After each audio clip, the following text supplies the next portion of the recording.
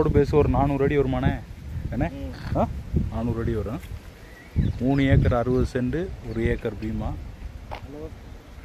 மல்லையாவும் நல்ல செம்மண், காலவாசம் மண். ரோடு பேஸ் ஒரு 400 அடி. ஒரு கேணி, ஒரு ஃப்ரீ சர்வீஸ். நல்ல செம்மண்.